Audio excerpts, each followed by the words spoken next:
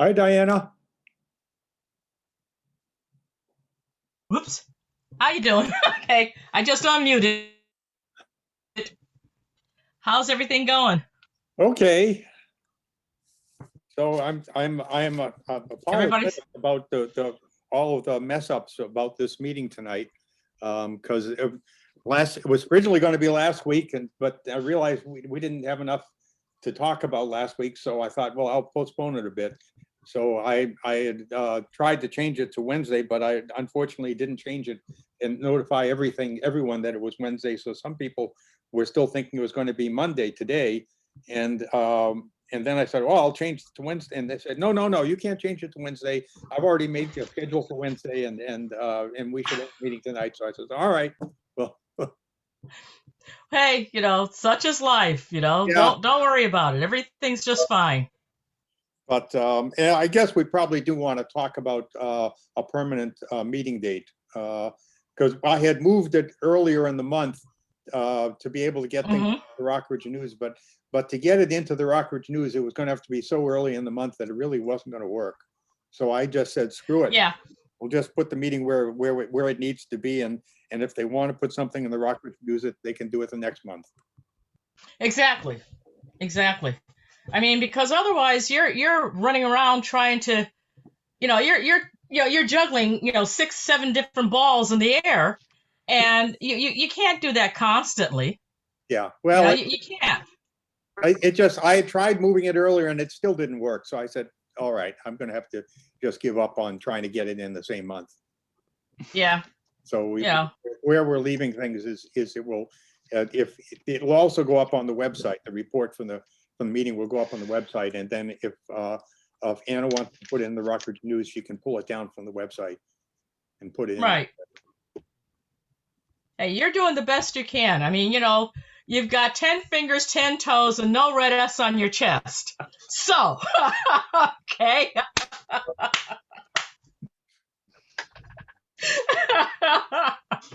Unless you want me to, intone Iron Man. There was a very old Bill Cosby routine about where Superman is changing into his costume in the moon booth, right? And a policeman comes up and he says, "What are you doing?" Well, I'm changing into. Oh, look, I've got a red S. I'll give you a red S and a black eye too.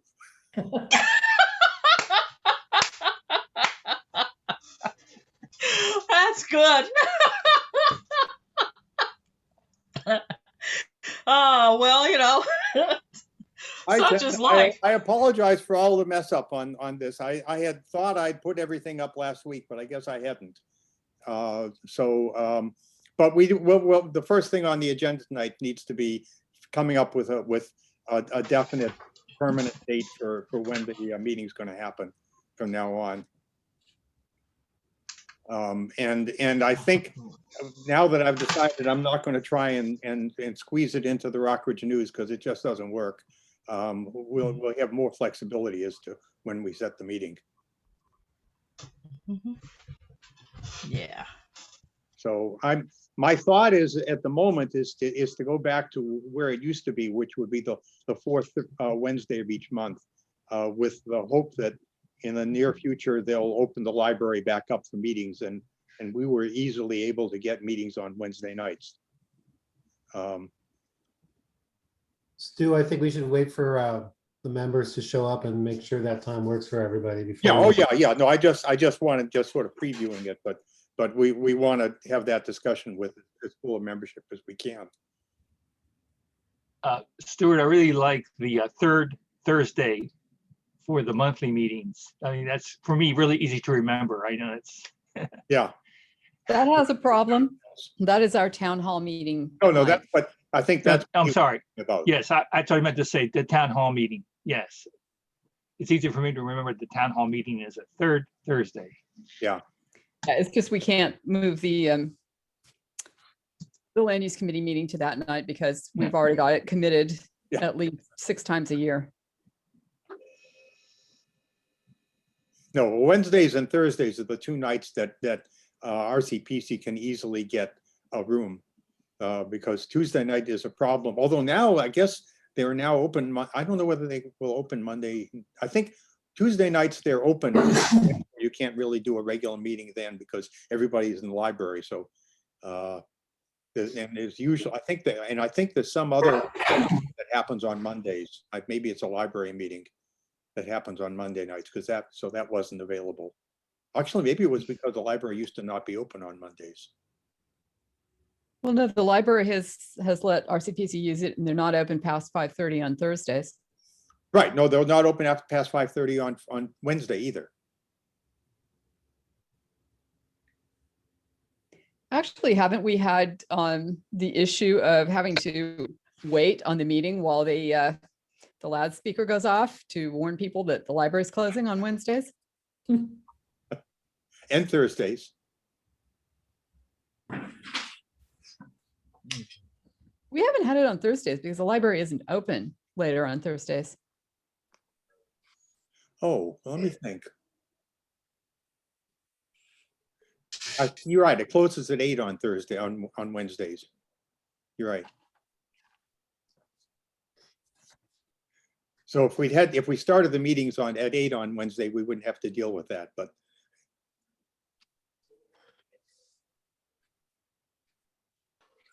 Has the Well- library expressed that meetings are publicly accessible? Because I was trying to host some meetings for my job managing redistricting for Alameda County, and the Oakland Library seemed to indicate that they were not publicly allowed to host meetings quite yet.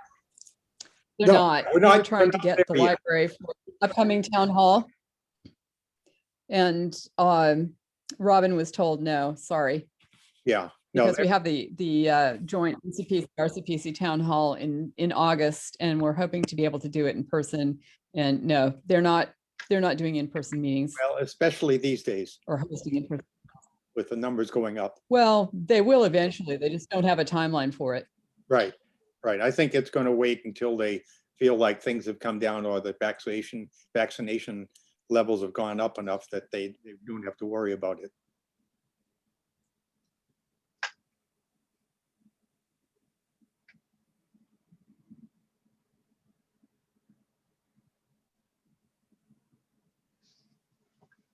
So Stu, I think you have a quorum.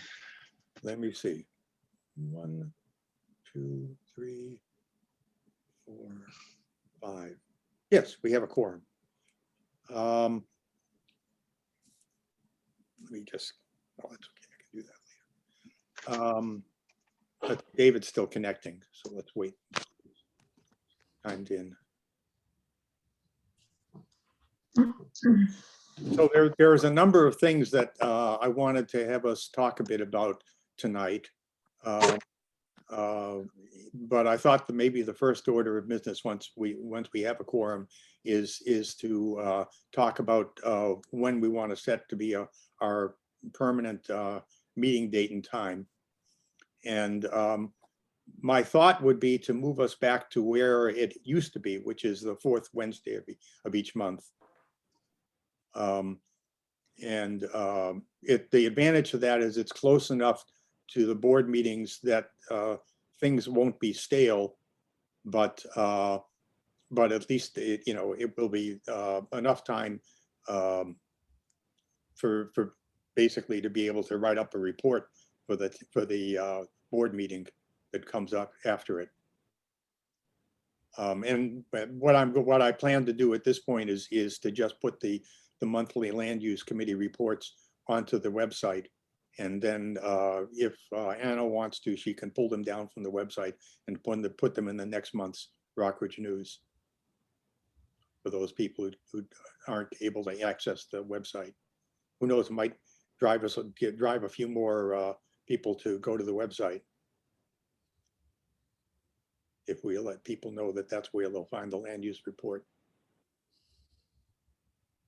So what do people think about the fourth Wednesday? Is that a good time, bad time? Fine for me. I think we have one member of the committee who it's actually an improvement, and that is Ken Rich. Yeah. Not Ken Oh, Rich. Sorry, Ken. Kirk. Kirk. Yeah, It's been a very long day. Sorry. okay. Well, why don't we plan then? I will, and we should probably put that into the Rockridge News and put it up on the website that that's going to be the permanent time. Yeah, Ken?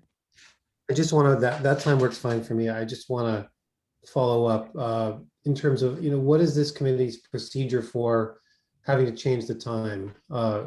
Because I think, no surprise, to anyone who was on some of my emails, I was pretty disconcerted to see Yeah, the last minute change. And I think we have to respect people's volunteer time that they put into this and not be changing around meetings on them. Now, I'm sure there'll be times when we need to change a meeting of this committee.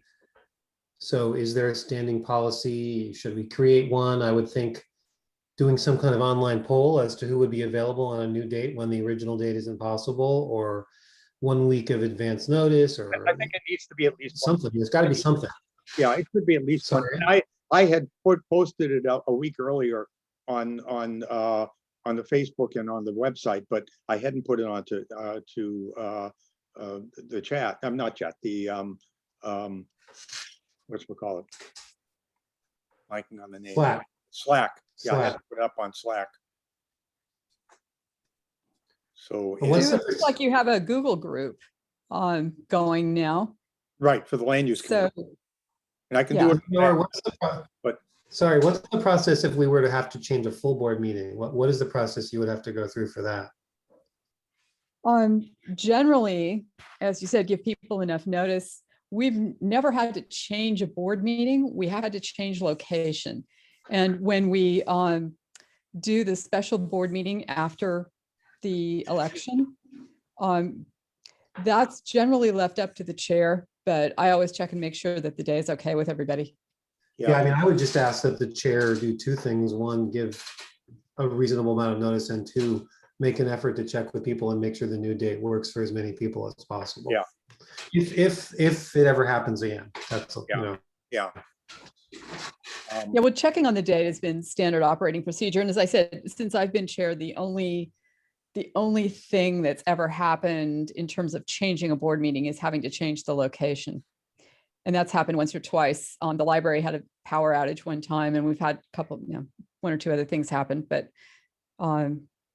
that's the only thing that's happened at the very last minute. As you recall, last month, the meeting was changed earlier, and I wasn't able to attend, and some other people weren't because it was changed last month as well. So that was kind of the cause of my slight Right. extreme. And reaction. the reason why it changed last month was because Anna said it was going to be too late for the Rockridge News unless we moved it earlier.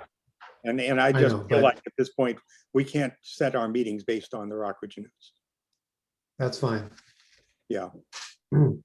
And as I say, the fourth Wednesday had worked well for probably at least maybe 10 years.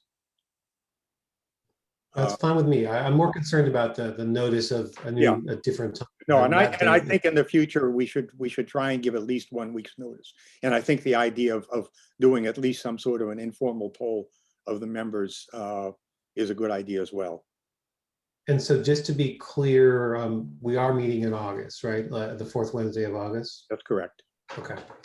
Yeah, I don't know. The board sometimes meets in August, sometimes not. I don't know. Leonora, have you thought that through yet? We've been consistently meeting in August since before I became chair. So I was just planning to have an August meeting. Okay. There for a while back, maybe what, 5 or 10 years ago, there would be an August meeting if there was going to be a kitchen tour in September, because you needed to have one to get things set up. But otherwise, there usually wasn't. Well, since I joined the board, there's always been an August meeting. Okay. And that was 6+ years ago. All right, so I think we have that issue settled. Let me pull up the agenda I had sent out on here.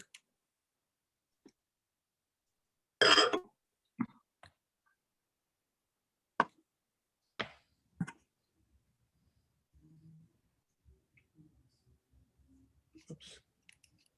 Just a second.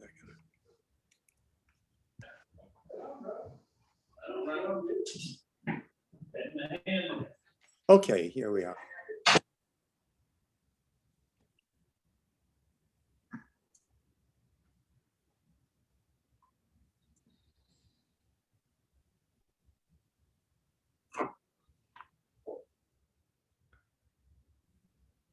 No, I don't think I have it here. All right. Anyways, let's just start. So the first thing I wanted to see was whether the subcommittee that was working on the modeling is where they're at. Is there anything to report from that group? Yes, we have a little presentation if we want to. I think Sure. Brian, David, and I will tag team the presentation. I'll share my screen if I may. Hold Let on. me see if it's going to let me. You've disabled my screen sharing. Let me set it up then. Hold on.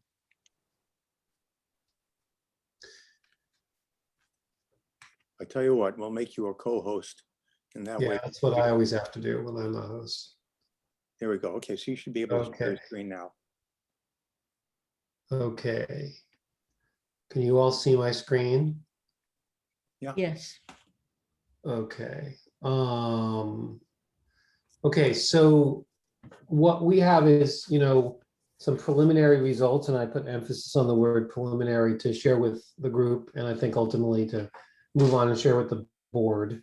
And we have partial results, and I'll explain in my second slide what I mean by that. So first, we thought we could just sort of suggest what we see as the goals of this study. And they are twofold: to understand the basic economics of potential future housing development in Rockridge, with the idea that understanding the economics is the key to understanding what's going to happen and how we can influence it. And then number two, use that understanding to formulate an RCPC or neighborhood position on both legislation under discussion around housing that might affect us and just generally future housing development in the neighborhood and how we feel about it, where we made a formal position on legislation. So take what we wrote here, as a more general statement than literally taking position on legislation. So with that, I'll move on. We understood ourselves to be looking at 3 scenarios, but we've sort of eliminated one, and I'll explain why. The first one is potential development of multi-unit buildings on a parcel in Rockridge's single-family zone areas, assuming that zoning were changed to allow that. And we're ready to discuss some modeling on that today. We were going to also look at assembling 1 or more parcels in a Rockridge single-family zone area. But as David can, say more about, there isn't really any legislation at the state or local level pending that we think would allow parcel assembly. So our understanding, and David, please jump in if you want, is that any zoning changes or state legislation that would allow, let's say 4 units on a parcel would not allow 8 units on 2 parcels that were assembled. They would just be single parcels. So we've proposed not to do that analysis since it doesn't seem germane to anything that might be happening, but certainly open for discussion on that. The third one that we have not really gotten to and we propose to get to in the near future is looking at the economics of larger multifamily residential development on a few opportunity sites. It's very different economics and a different exercise, and we don't have that for you. But the rest of this presentation is really about what we think we've learned about number 1. Should I stop? Are there any questions? I know we're happy to take questions as we go or wait till the end, Stu, whichever you would like. Either way, why don't we wait until the end so then we can get them all together. All right, so here is an overview of what we are asking and what we think we've learned. And then after I do this slide, Brian will come in and show you the actual modeling exercise we did. We're seeking to answer the question, if the state or local legislation were to allow up to 4 units on one of Rockridge's single-family zone parcels, what would actually happen on the ground? What would we see happen? And economically, if you ask an economist that question, it translates to if a Rockridge homeowner were to put their house on the market and up to 4 units were to be permitted on that parcel, who is likely to offer more money to buy that parcel? Someone seeking to live in the existing house, like anyone buying a house and moving into it, or a developer seeking to develop multiple units on the property? The answer to that question tells you the answer really to what will happen in Rockridge. And a sneak preview answer is, and you'll see the math behind this in a moment, the large majority of cases, someone seeking to live in the existing house, someone who's just a regular home buyer to move their family into the house, would be able to offer more money than a developer trying to build 2 to 4 units on the parcel. And why don't I turn it over to you, Brian, if we've got you with us. Yep, I'm here. Can everybody hear me? Can everyone hear me? I can hear you. Roger. Okay. So to ground this a little bit more, what we wanted to do was to take Darren Smith's work and build on it in a couple of ways. The first was, well, let's update it for the last 12 months, given how earth-shattering it's been to our economy in so many different and unforeseen ways, right? Let's look at how that's impacted real estate transaction costs and how that really impacts the economics, right? So that was the first piece. The second piece of it was, let's take Darren's work and move it from what was previously more of a static presentation, which is to say, okay, well, this is why pretty much housing doesn't work in Rockridge, and move it from a static presentation to more of a dynamic tool, something that we can use to inform our discussions and actually go somewhere with this. And then the third piece of it was, well, we could spend all day arguing about assumptions. Why don't we actually just build some sensitivity tables that show us how the economics change, right? When some of the key assumptions that drive those economics change, things like construction costs and things like market sale prices. So what we did is we took a similar approach to what Darren did, which is we said, look, let's look at over the past 12 months, what has it cost essentially per foot of land in Rockridge? And that turns out to be a little bit over $400 a foot. And we laid that out against, typical lot size. It's actually a little bit more than 4,000, but we used 4,000 to keep the math pretty simple. It's about 4,300 feet is the average lot size in Rockridge. And then the other two key assumptions are, what does it cost for you to build it? And then what can you sell it for? And Ken, can you go to the next slide, please? Yes. You don't need to look at this Excel to know that the math is this. If you can sell a condo in Rockridge for $800 a foot, and you can build it for $600, okay, then that leaves you $200 a foot that you can afford to pay for the land. Now, the math is not that simple, actually, because especially in condos, you're only able to sell a certain amount of that square footage, but you have to build a lot more of it. And the difference between those two is the load of the buildings. And so what I did here with Kirk Peterson, in fact, was to sketch out on a prototypical Rockridge parcel, what does it look like to build a market rate duplex? What does it look like to build a market rate triplex? And then take those numbers and say, okay, if we could sell it at $800 a foot, which is to say more or less what condos in Rockridge have traded for over the past year or so, and it costs us, let's put a midpoint there of $600 a foot to build it, how much can you afford to pay for the land? Now, again, because of the vagaries of how things are constructed versus what you can sell, the amount that you're left over with in each of these cases is less than $100 a foot. And that compares with the $400 a foot or so that a typical Rockridge homeowner is going to be willing to pay for that same parcel of land. So Ken, can you go to the next slide, please? So really, this is a data table for those of you who haven't seen it before. And what this is showing is what is the amount that a developer can afford to pay for the land under a variety of scenarios for construction costs and for what they could actually sell their condos for. And so really, to put a finer point on what Ken was saying, the world has to literally turn upside down in order for it to make more sense for a developer, or rather for a developer to be able to pay more than what a typical Rockridge homeowner could. Because not only do construction costs have to decrease by a profound amount, but the amount that they could sell a condo for would have to increase and they'd be moving in opposite directions, which, as we know, is just doesn't really follow economics. We did this rather, in both a condo and in a rental scenario. And we're illustrating it with condos because it's a lot easier to understand things in terms of dollars per square foot. And when you start thinking about things in a rental scenario, you start thinking about yields, and that becomes a little bit more difficult to capture cleanly. But that is what we found. Okay, and then David, are you able to go over what our conclusions are? I hadn't confirmed with you that you were okay doing this. I can do it, but David, would be great if you're there. I'll do it with the caveat that there may be a baby in the background. Okay. I'll go through it pretty quick. The long story short is that There he is. second. Chime in. Don't hurt that baby. Don't buy the baby a house.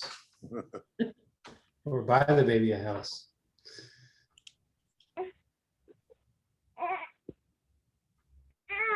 Ken, I'm gonna need you to pinch it for me.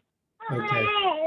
All right. So, so what we did with this slide is to try to see what conclusions we can draw. I would emphasize it is up to the committee and the board as a whole to draw these conclusions. We're just suggesting and giving you our opinion on things. So I'll go through them. A developer would never be able to outbid an owner user for a Rockridge parcel in order to build a duplex.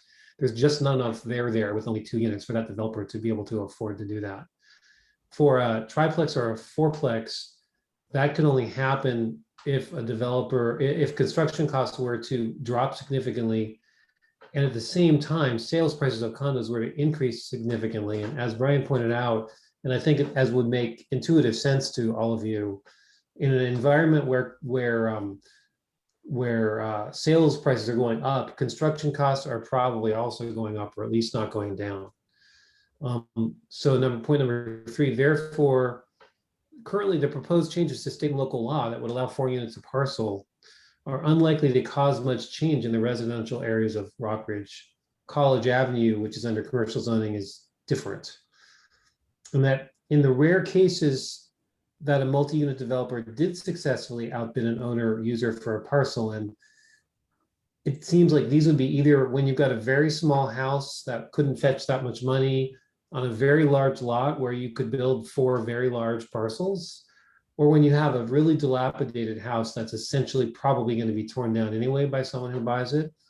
Those, in those cases, you would get maybe some condo units, and they would sell for less than a house. And so those few condo units that we might get, or rental units, Brian just did the analysis as condos, would offer an opportunity for middle income families to afford a place in Rockridge. We don't think it's going to happen much, but we also think when it does happen, it's not a bad thing at all. And so therefore, RCPC should consider a position of support. Again, generally, whether we formally support legislation is different, but I guess I would put it a different way.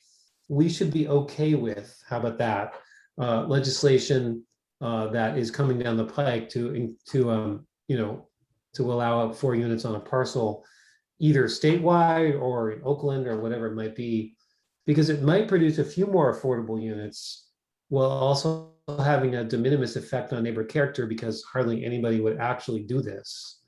And because, and more generally, eliminating single family zoning everywhere addresses a history of racist land use policy that we're all, I think, learning more and more about.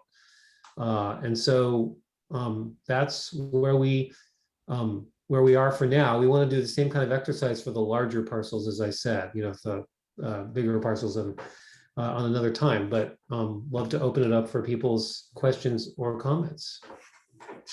Comments, questions? Hey, Ken, thanks. Jumping in. Just want to add one thing. Yeah.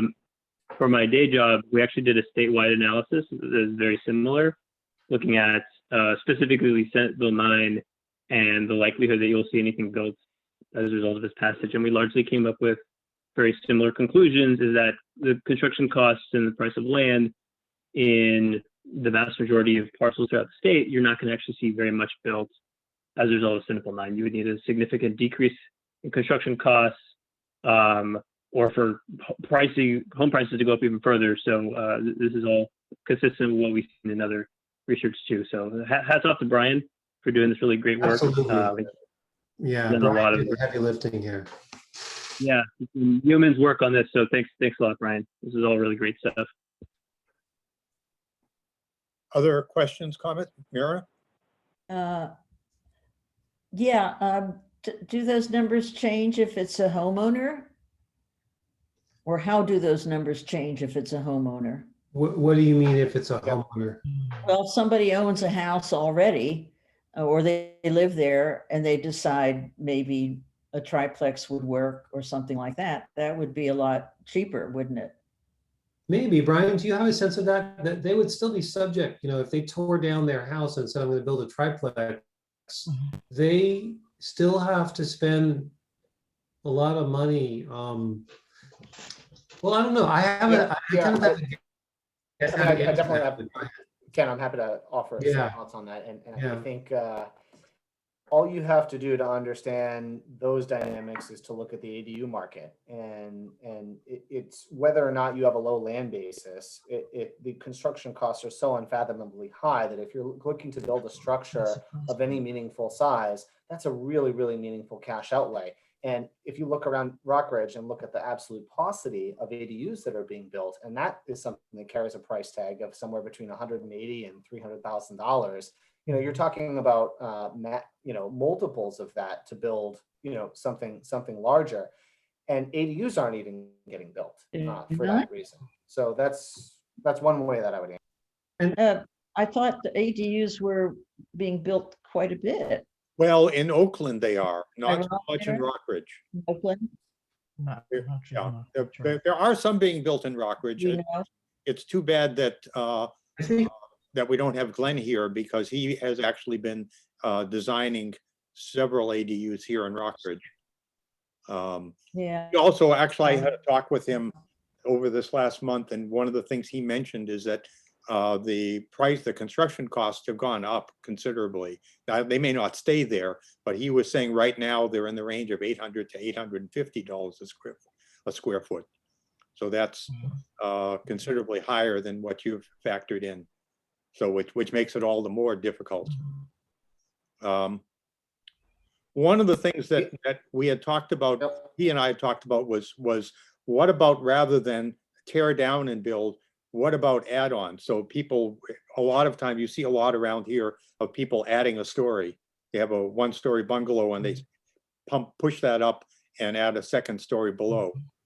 So I would answer, we could try to study that. I think there's two reasons why we haven't. One, it's much more idiosyncratic in terms of how to study what that would cost. Every house, to add a story to every house in Rockridge is going to cost a different amount of money. But secondly, and I could be wrong about this, but I never sensed that the neighborhood had particular concern about somebody adding on to an existing house. The concern I always thought I heard was about wholesale demolitions and rebuilding of modern structures that didn't have the same character. So I don't know if Brian or David, if you have any thoughts. We just didn't know that it rose to that's probably going to be more likely to happen, but we just didn't think it was like a major issue for the neighborhood. It's probably. I also don't think it would be influenced by the legislation either. What? Well, it would if the I don't know, actually. I don't know. Well, I mean, in terms of Rockridge zoning, here in Lower Rockridge, you can always build a second unit with a use permit. And I think with conditions as they are now, I don't think the planning commission would ever turn down the use permit for a second unit, unless it would have to be extraordinary circumstances.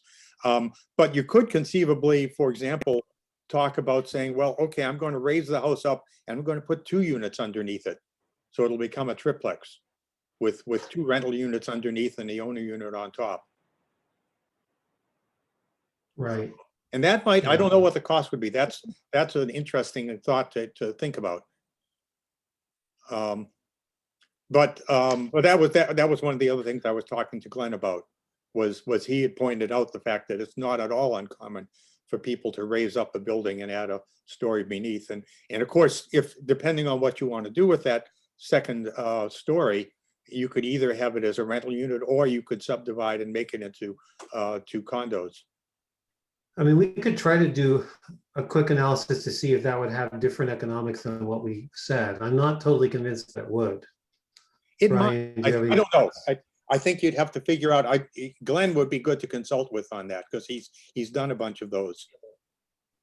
I Okay. think, Ken, you're actually spot on in the fact that this is just, it's super idiosyncratic because, you know, what makes it a lot simpler to analyze this piece is the fact that you're talking about like a real-time today transaction, whereas, you know, what muddies the water is somebody's, you know, property basis, essentially going back. And I don't have the data to support this, but anecdotally, just owners tend to approach this conversation a heck of a lot differently than somebody who's, you know, a profit-oriented, profit maximizing developer who's going to take down a parcel specifically to maximize the economic value from it. I think for a lot of owners, it's just, I love my home. I love the character of it. I don't want to change it tremendously. And oh my gosh, it's also going to take a tremendous amount of money for me to do that. I have to point out something that sometimes gets forgotten about Rockridge, but Rockridge isn't entirely single family. It's in fact an incredible mosaic of different residential zoning. My street looks like a Tetris game, or at least my block of miles. The great thing of what I'm trying to say, the reason I'm really glad you said that is I think you're right, number one, but number two, much of that mosaic would not be permitted under today's zoning. Those are all grandfathered. And, you know, I don't think so, because on the 5300 block of miles on the west side, there's a lot of multifamily that became even more multi after the area was zoned in the 70s. So I think places that are already like RM4 and denser, that adding additional structures on additional units wouldn't be as much of a problem. okay. But there is a range of zoning, and even in Lower Rockridge, there's a range of zoning. There's, as I said, the RM1 zoning allows 1 unit or 2 units with a use permit. There are also some smaller areas that are RM2 and even RM3 and RM4. But Upper Rockridge is entirely single family only. But Stu, actually, to expand on that, if that's true, if there are areas that would already allow 2 or 3 or 4 units that are, you know, the current zoning, and you're not typically seeing single family houses being demolished in order to take advantage of that, that just kind of proves the point that the 3 of us just made. Can I give 2 small examples as well? On Canyon Street and Colby Street, within the last year or so, there have been houses that have been lit up. Really nicely done. And neither of those 2 examples in my infinitely smaller housing study than your excellent work here, but neither of those houses were to add additional units. It was a garage and then like a big house remodel for a large. It's a trend all over that when people expand their buildings, it's just making their existing 1 unit bigger. That's a trend everywhere. Yeah. And it, to some extent, that's true. Although when you look at the cost, at the value per square foot of building, it turns out there's kind of a sweet spot around somewhere between 1,200 and 1,500 square feet. And once you get above that, the price per square foot goes down. That's in terms of what you can sell it for. Right. I just kind of wonder what anyone else thinks about, you know, whether this is persuasive as a reason to kind of not get very up in arms or excited or worried about what's coming down from the state, because I know a lot of people do. And I personally don't know why people get that worried about it. I think it won't really affect this neighborhood at all. Well, I could see if I were in Upper Rockridge, I might be more concerned because that's more of a high fire risk zone. And to put in extra units in a high fire risk zone is a little bit dicey. Well, I know, but my point is that it's not likely to happen. Well, that's true. But to the extent that it would, people might get nervous about it. Mhm. just from the standpoint of having to evacuate in a hurry, and the more people you have to evacuate, the more difficult it gets. One other thing to keep in mind here, when you're in Upper Rockridge, you are significantly further away from transit, and that's a problem if you're trying to create higher density Right. units. It's another strike against building, particularly. Right, and there, again, a lot of those streets are narrower, and consequently, if you don't have off-street parking, there's no place to put your car. Mhm. I think that's Stu, more I'll need to. problem in Berkeley than in Rockridge. What? Casey, do you have something else you wanted to add? Oh yeah, I was just wondering what your definition of Upper Rockridge is. Above Broadway. Mhm. Oh, well, I am actually a new resident of Upper Broadway. My Herman Street house is on the market, so we'll get some new data out of how to sell a house and what things are really going for at this point. I've recently moved to Carlton Street. Congrats. Yeah. When is the party? Yeah, when is the party? Well, I've got twins and a lot of boxes still, so I'll let you know when. Okay. Come up for air. But Here Upper Rockridge, I think that's part of the reason why there's not RM1 above Broadway is because with the hilliness and some of the streets are not too bad, but some of the streets are narrower, and so the feeling, I think, was, well, this really doesn't work for anything more than one unit per lot. Mhm.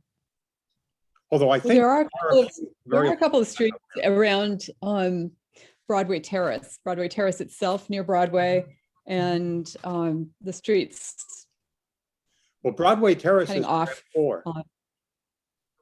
Right. And there's some RM4 on the streets that lead off to the north from Broadway Terrace in that area. And if you look on Broadway Terrace, there are a lot of multifamily units, more multifamily buildings on Broadway Terrace.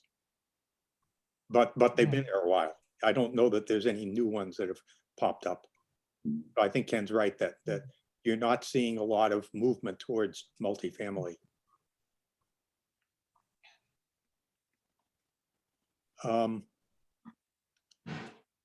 this is useful information. I think from what I see, it looks like it's pretty similar to the results that that the earlier study had come up with. And maybe had taken a slightly different perspective, but the results pretty similar.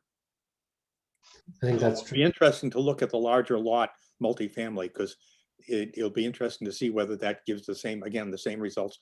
I believe that his study indicated that the one place that might work would be the dialysis center. Mhm. And that's where having a dynamic model and a tool, Stu, is, I think, really going to pay dividends for us. I mean, I will have this conversation more once we do that exercise, but my view on that is, it's a long game. I mean, nobody is fooling themselves that development, particularly with a reasonable amount of affordable units on those larger sites, is going to work now. But what I personally want to see is kind of like, what would it take to make it work? What would the market have to do to change? And what tools do we have if we want to encourage that and encourage it the right way? What tools do we have? So that's the exercise. Yeah. Darren's feeling about that was the same. I had a discussion with him about moving forward with the housing study, and he said, no, you got to move forward with it, because we're not looking at planning for the next 5 years. We're looking at planning for the next 20 years. And That's right. maybe those things won't work now, but in 5 years or 10 years, they might. Yeah. And I think we all, again, I agree that we want to look as well at what types of incentives might make a project with some affordable units pencil out. Right now, they clearly don't, but with some incentives, they might. But we need to figure that out. Yep. could I ask just one quick question? Sure. What is the, the price point of building for, a developer where they can, they'll reach a certain price and then everything else is gravy or profit? What is that? Is there a solid number for that? Or is it floating still? We can go back to this chart, Brian. I think, the answer to that is it depends on what it costs them to build it. It's not one number. It's entirely dependent on what it costs them to build it. So Brian, do you want to? Yeah, I mean, and I would also say something else, Diana, is at the end of the day, the production of housing and housing economics in general flow from the capital markets. And so it's really a function of what yield investors typically are going to demand, what kind of return they're going to demand on their money. So, and that really, really depends. It's very much a function of capital structure as well. So the degree to which you've taken on construction debt, what the terms are for that, and then also the cost of your equity. So it really, it does vary. There's no single number. And the other thing that's complicated about it, what we tried to do is in every case, simplify this, because we wanted this to be something that we could share with the broader Rockridge community. But the nuance here really is that we have baked in developers' profit into that construction cost figure. And that is true of developers in general. They will take their profit in a couple of different forms. They'll take it in the form of development fees, construction fees, asset management fees, all kinds of fees. And then if they're doing it in a rental scenario, right, where it's more yield driven, then there's also going to be character interest as a component of that as well. And it's very, very difficult to reduce that down to, this comprises $50 of $600 per foot that it takes to build something. So I hope that answers your question without actually answering. No, really, you've answered the question, and you make sense. Okay. You make sense. Okay. So I understood it, so Great. Yeah, thank you. Brian? Thank you very much. You bet. A couple of questions. One is, I mean, you're talking this as being but one of the things that we might be wanting to think about is if a nonprofit builder wanted to come in and build some affordable units, would that change any of the equation? I mean, they wouldn't do it at this scale. They just wouldn't. They would never do it. It's just not. They're never going to be able to do that. Well, let's take the again, the dialysis center site. If that was available, could that possibly work for a nonprofit builder? I mean, we can cover that in the next piece, but the answer is it would work for a nonprofit builder if somebody was going to give them about $200,000 per unit in subsidy, which is what they would require. They would have to be paid by somebody, the city, about $200,000 a unit to build affordable housing on that site. And it would be probably be a great site for it if the city had that funding available. I guess the other thing about nonprofit building is that they're looking around, and this probably wouldn't be the place they would choose to build. In terms of land cost. Well, because of land costs, that's probably that. Yeah, I think they can't buy from the city. I think that's spot on. Yeah, I think they would not be one that, they're very careful about minimizing their costs, right? And they're probably not going to go pay market prices for a Rockridge parcel. Yes. Oh, I know. The other question I wanted to ask is, there's that the project on Telegraph at 51st. Rad Urban project. Rad Urban, yeah. That's all done with sort of pre-constructed modules. Right. And I'm wondering whether that makes much of a difference in terms of the construction costs. I don't know what others think. It's what I hear is it reduces costs these days by 10 to 20%. It actually has a bigger effect, even though I imagine that thing was under construction forever. But what I've heard is that modular construction currently saves you more time than it saves you money. It does save you some money. Although it's not by time, it does save you money. Yeah, I mean, time is money, but overall, the modular projects, I mean, David, do you have any idea, are coming in 10 to 20% cheaper than regular construction. not earth shaking yet. I think that technology will keep getting better. And honestly, the 51st and Telegraph project is illustrative of the problem with modular, which is that you're solving a different type of problem. It's no longer is, you know, how are you designing it essentially, and did you design it well and effectively, but how do the pieces fit together, and making sure that those seams are tight and fully integrated. And so that's actually where you lose time, and it costs additional money. And so I think that's what you've seen at the Red Urban project. Yeah. Okay. Well, thank you. This is very good information to have.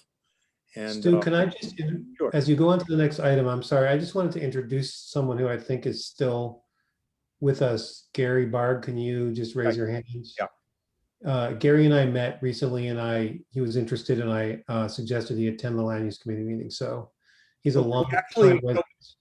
I think let me think if there's anybody else that's new here. No, I think everybody else is. All right, as everyone else. Yeah. I've in the past been starting off the meeting with doing introductions. That's actually a good idea. Yeah. We want to just go around. Well, of course, everybody has their name showing, so Gary can at least see who everyone is. But maybe we want to just say a little bit about what Diana. Why don't you start? I'm going to do this on my screen, showing the people in order. Just say a word about yourself.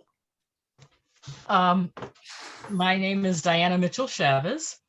I've been a resident of Rockridge, Lower Rockridge here on Shafter Avenue for 42 years. It'll be 43 years November 1st. And I'm a Connecticut Yankee, so I'm a New Englander, and I get back home quite often. But what I like about Rockridge is the fact that it reminds me of home. The people are great. Okay. And if you live here, you're lucky. Yeah. Joe, do you want to say a word or two about yourself? He may be not there right now. Leonora? I'm Leonora C. I'm currently actually the chair of RCPC and a longtime land use committee member. I live on Miles, block or so away from Brian Chadwick. And my family's owned this house since 1919. So I feel very happy and privileged to still be here. Okay. Ken? My name is Ken Rich. I've lived in Rockridge 2 years this time around, and also lived here in the 90s. And I have worked for many years in housing and real estate and planning for my professional life. And I'm a new member of the RCPC board. Erna? Verna Walton. I've lived here not quite 3 years, and I live in a 640 square foot ADU, which is fantastic. Great. David? I don't know, David. Hi, David. I am a member of the RCPC board. I've been a member for 2 years, which is crazy to think about. We live on Miles, and I apologize for being off camera. I am with my newborn, so he's camera shy. Natalie? She may be away from the computer. Oh, there. Hi, I'm Natalie Mehta. I'm a 20-year resident of Rockridge, a longtime land use committee member. I've chaired the kitchen tour a couple of times, and I am a project manager for a residential contractor. Leslie? Oh, maybe she may be. Okay, hi. I'm Leslie Correll. My parents bought the house that I am lucky to live in 1972, when it was a very diverse neighborhood. So we've managed to survive through all the gentrification. I've been very interested in participating in RCPC affairs, as were my parents with the library and all of that. I'm very interested in city planning and fair housing issues. And That's about it. Gary? Say a little bit more about yourself. So Stuart, did you say Gary? Yeah, Gary, yeah. Okay, yeah. Yeah, live over on Chavez Road. We've been here since '88, however many years that is, but it's over 30. And I recently retired. Real interested in land use. As I've been reading about it and kind of teaching myself a lot about some of the issues. And I'm just a firm believer in that. Basically, I've been real lucky and my husband's been real lucky to have been able to live here and take advantage of California and Oakland and Rockridge. And I want to see the same gift go to other people, which it's getting harder for people to move in here. So that's my interest. And I'm glad to be able to participate. Great. Casey? Hi, everyone. I'm Casey Farmer, and I serve as the secretary of the Rockridge Planning Council. I have lived in Oakland for 14 years, 11 of which were in Rockridge. And as I mentioned, I'm a new homeowner on Carlton Street with a nice house on the market on Herman Street, if anyone's looking. Brian? Hi, everybody. Diana, you'll appreciate this. I'm a Massachusetts Yankee that managed to find his way out to California 7 years ago. I've been a Rockridge resident that entire time. Oh, your sound's out, Brian. Oh, can you hear me now? Yeah. Okay. Well, Diana caught the Massachusetts Yankee part. I saw that. So lived in Rockridge for 7 years. We were renters until 2019. Over on Lawton. We became owners on Miles in 2019. I have a background and served in a variety of finance roles with Bay Area developers, and so I'm familiar with those economics. And I really like what you said, Gary, is let's see what we can do to pass that gift on to other folks. Okay, and my name's Stu Flashman. I'm chair of the Land Use Committee. I've been on the RCPC board off and on since 2007. And I've lived in Rockridge since 1992. And I've also, for the last 30 years, I've been an attorney doing land use and environmental law. So that's sort of my background. Okay, let's see. I wanted to, let's see. Oh, yeah. So I wanted to mention a little bit about two things that we've got new information on. The one is the shops at the Ridge Phase 2 project. I just heard back from the contact I have there with Terramar Retail Centers, and he's very interested in setting up a meeting with the board and land use committee. So I guess I'd like to, maybe I will do in the next couple of days, put up a poll to find out what date would be good. We could conceivably do it at the next board meeting, make it a combination board and land use committee meeting, but that's coming up pretty quickly. So I don't know if he'd be able to move that fast. But I would think we probably should try and set it up for sometime in early August or mid-August. Yeah, I agree. So I'll put up a poll about that, and for both people on I guess I'll put it up on Doodle for people from the Land Use Committee and the board to give their comments. And by the way, that meeting, unlike most of the Land Use Committee meetings at TRC's request, that would be limited to actual voting members of the Land Use Committee, because they want to make it somewhat small. Myrna? Yeah, just to keep you up to date, I was in contact with them recently to ask them if they had any change in their proposals, the auto drive-in restaurants, auto center, the 3 uses, and they said no. Okay. So you might get the same thing, and I'll be glad to send you the survey we sent out with, I think, 400 respondents. Yeah, when I talked to them, they were very interested in hearing what we had to say in terms of options. They were not, it didn't seem like they were at all wedded to those 3 ideas. I think they were just some trial balloons they floated up. Oh, that'd be great. The other item is that, and some of you may have gotten this, but they're apparently for the California College of Arts site, they are working on some design guidelines, and they are interested in meeting with folks to talk about those design guidelines. So I haven't gotten a chance to look at. They have some posted apparently on their website. I haven't had a chance to look at them yet. Ken, did you? Yeah, I mean, I just wanted to say, I don't know if everyone, maybe we can, they sent out some materials, and I don't know whether we should distribute that, because I don't know if everyone's on their mailing list. We could distribute that to all the committee members or something. And then the firm they hired to do the design analysis is a firm called Site Lab out of San Francisco, who I know very well, and they're very, very good. They're the best out there. Oh, good. And so that is a good sign. Yeah. So I don't know, and I haven't heard anything further about what's happening with the draft EIR that's still in preparation. I suppose I should probably check in with the planner who's working on it to see whether they have any new information to report as to when they expect it will come out. Yeah, Myrna? She said, Rebecca Lynn said she doesn't know when. And I said, this summer, end of year, next year. She said, I can't say. When did she say that? About 2 days ago. Oh, okay. 3 days ago. Very recent.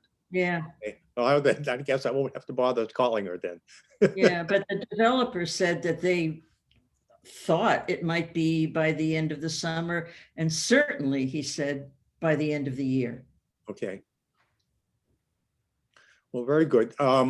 And the other thing I wanted to do, let's see, two other things. One is just a quick update on what's going on with College Avenue, that we're going to try and do some studying on the retail. I got a report back from a fellow who's a retail consultant who lives in kind of, as it were, next door in the Berkeley side of things. And what he tells me is that he just saw a report that said that the commercial area of College Avenue is now 96% occupied, which is amazing. And by the way, the other thing that maybe goes along with that is, as some of you may have noticed, that one building on College that has had has had pop-up stores for the last 6 months or so. Those stores are closed down, and they're now doing work inside there. Oh, those are closed? Yeah. Do we know what the purpose? Do we know what's coming? It's, well, what I've been told is, and this is a long time story, is that there's a lot of inside work that is substandard, needs to be upgraded. And so they are, I'm presuming what they're doing is they're going in there and kind of probably tearing everything out and replacing it with stuff that will work better. It's too bad. I thought those stores were all really cool, local businesses, really interesting. I hope some of them can come back. I thought they were really, I liked all of them.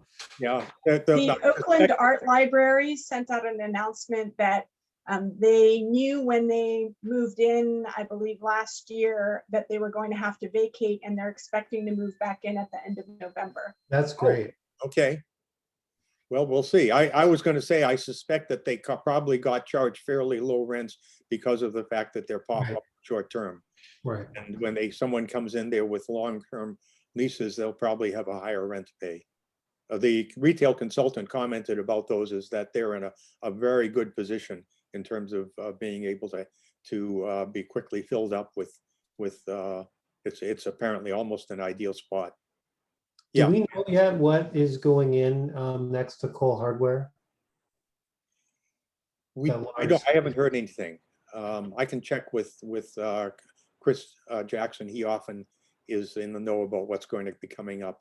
And I don't know whether they're just doing some remodeling in there or whether there's a specific client coming in there. I heard from someone that it was rented.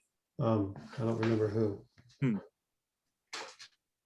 Yeah, I can check with Chris Jackson, see what he can have to say. But at any rate, it looks that the retail environment seems to have rebounded very well from the pandemic, which is good news. Yeah.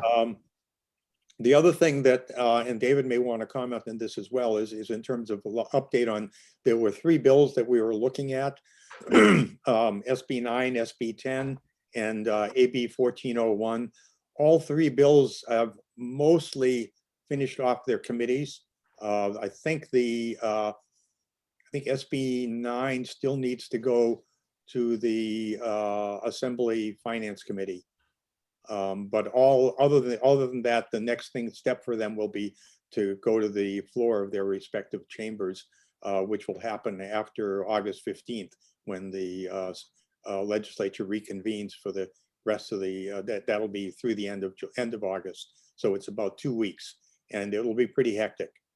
I believe that they are I think SB 9 is right now, trying to remember what the term is that they use for it, but it's basically stalled in the Assembly Finance Committee, but the likelihood is it will be unstalled when the legislature goes back into session. They will probably all come up in the last maybe week to 2 weeks of August for floor votes, and those that have been amended in their second house will have to go back to the first house to get concurrence in the amendments that were made in the second house. But and I don't know whether they'll pass or not, but for the most part, they seem to be heading towards passage. But that's, who knows? Quickly, Any the session actually goes through mid-September. For whatever reason, it's going 2 weeks longer this year. So it could be that votes go past August. And Senate Bill 9 has to go through Assembly appropriations, which all bills have to essentially go through. So that's the only committee it has left before a floor vote. Right. But you are correct. There's no indication of whether or not any of these bills will pass. They've received a lot of coordinated opposition in the last few committee hearings. So it is a toss-up. Yeah, there's going to be a lot of lobbying on the floor. And I don't think I had anything else on the agenda for tonight. Does anyone else have anything they want to bring up? Just very briefly, I saw Dan called this weekend and he said that he can additional support on the Safeway project. It's more of an RCPC board issue that I know Matt has been working closely on, but was glad to get his in-person commitment to support our efforts. Okay. And that, by the way, that's obviously one of the things we should talk to the people from TRC about is doing something to make the place look more presentable, regardless of what's going to happen long-term. And we'll see how much we can twist their arm. Agreed. They're supposed to keep it unblighted, and it's surely not. Yeah. All right. Thank you, everyone. We'll see you next month. So we will, next month's meeting will be hopefully the 4th Wednesday. Still on Zoom, Stu, right?